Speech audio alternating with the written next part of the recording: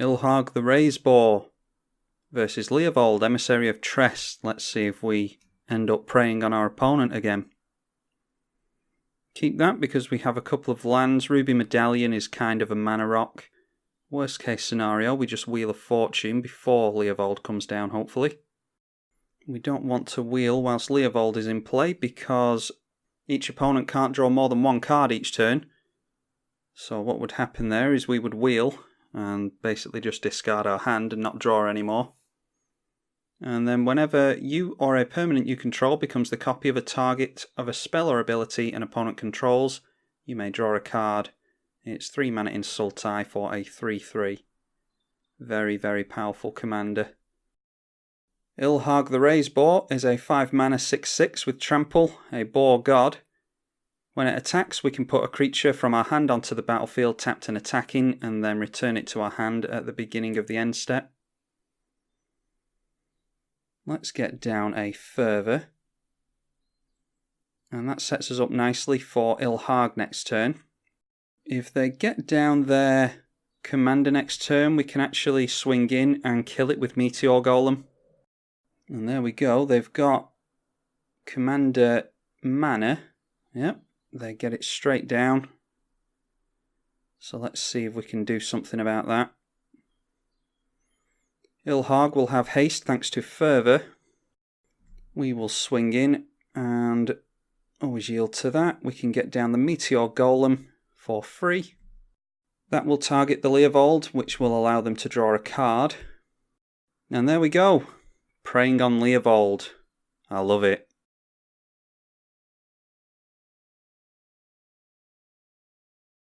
Ilharg the Raze-Boar versus Erebos, God of the Dead. Yeah, if we had another land other than Temple, then I would keep that, but we don't, so we're not going to. Another land, and that would be okay. 38 lands in this deck, and we don't seem to draw into them. Okay, that is actually very good. So we have to put 2 cards away. I think that is Generator Servant and Tormenting Voice. I don't think we're going to be able to discard anything. So we'll get rid of that. Our opponent starts the game with a Gemstone Caverns. We are going to go for Mountain Wayfarer's Bauble on turn 1, and then next turn we can go Ancient Tomb and crack that. Or we could just get down another mountain. Let's just go for that. Our opponent got down a Thaumatic Compass, by the way. 3 tap, search for a basic, put it into your hand. If you control 7 or more lands, it transforms into a Maze of Ith, I think. Yes. We can get down our Ilharg next turn if we want to, but we don't have any means of abusing that. So I think we get down Thran Dynamo instead. Although getting Summoning Sickness off of the Ilharg is quite good. Our opponent is ramping quite nicely, but they only have 2 cards in hand. They can afford their Erebos. This is a 4 mana 5/7 indestructible. You need Devotion to black of 5 or greater for it to become a creature. We can't gain life, and for 2 and pay 2 life they get to draw a card. I think I'm actually going to hope that our opponent doesn't have any removal and get down the Ilharg here. Typically speaking, I want to get ramp down as soon as possible, but in this case I want to hope that we draw into something and then we can swing in with Ilharg and take advantage of that. We actually only need to hit our opponent 4 times with this directly in order to get commander damage off. But they have a Ravenous Chupacabra, so that will send that back to the command zone. We'll just go for a Thran Dynamo here, and we can get our commander down again next turn. Okay, they go for Wasteland onto Ancient Tomb. They've got a little bit of time to dump mana and life into Erebos to refill their hand a little bit. Yep, they're just putting mana into Erebos. And they're searching for a swamp. We have 3 cards in hand, swinging in with the Ravenous Chupacabra. There's a Dragon Mage. That is something we can cheat in with our commander. This will cost 7 now, I think. So why don't we just get down our commander and try again. Go for the Cavern of Souls and name Boar. And they're furiously trying to draw cards to remove the Ilharg, I think. Now, the more cards they have in hand, the better off I feel about getting down Dragon Mage. This will wheel both of our hands when it hits. And Relentless Assault, untap all creatures that attack this turn. After this main phase, there's an additional combat phase, followed by an additional main phase. Panharmonicon, do we want in play? I think we do.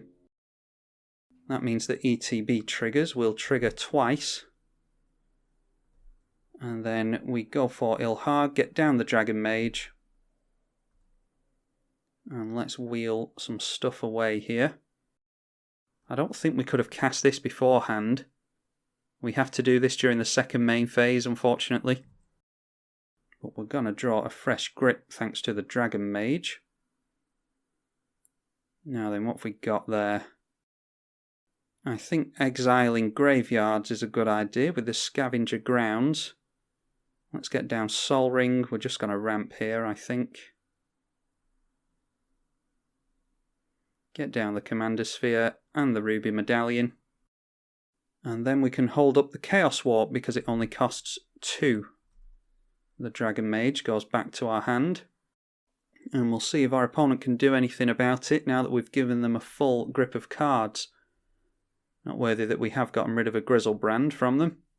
They had an Urborg and they just drew into a bunch of lands actually, so I'm not sure we should have wheeled there, but we weren't to know obviously. They were going to get down a Grizzlebrand next turn because they could have gotten their 8th land into play. Well, there's a Sorin Markov.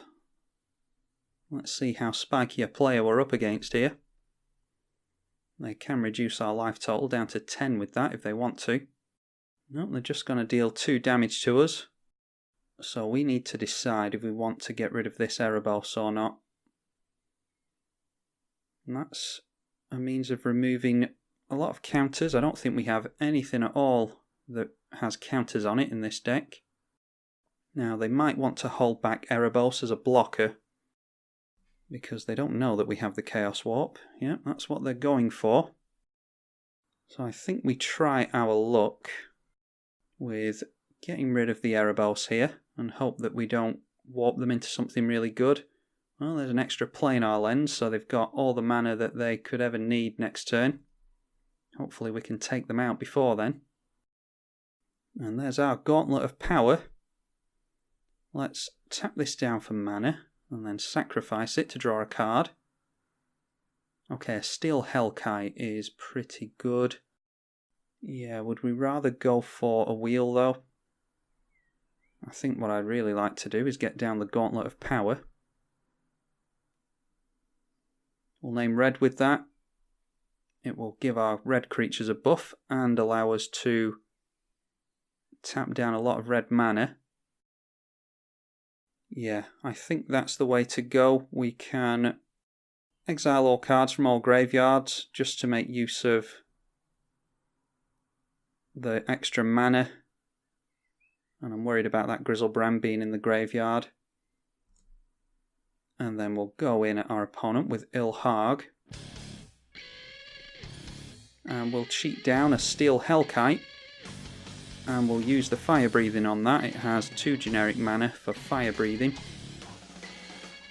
That can go in at our opponent as well. And we'll see how they block here. But we can deal 15 damage, I think. That is 1, 2, 3, 4, 5. Oh no, it's only 10 damage with the Steel Hellkite. And then we'll plus this 5 times. And we'll see if that's enough. Yep, thanks to the trample on Ilharg, it certainly is. They had 3 toughness in the way there. which means we could get 4 damage through to them. And then the other 10 came through from Steel Hellkite. They were on 13 life, we dealt 14 damage to them, which sends them down to -1. Who knows what they would have gotten going next turn, because they had a bunch of mana and they could have knocked us down to -10. So yeah, that was a close call there, but managed to get the win off with Ilharg the Raze-Boar. Hope you all enjoyed it. Let me know what you think of him. I'm tribalkai on the EDH channel. Thank you for watching.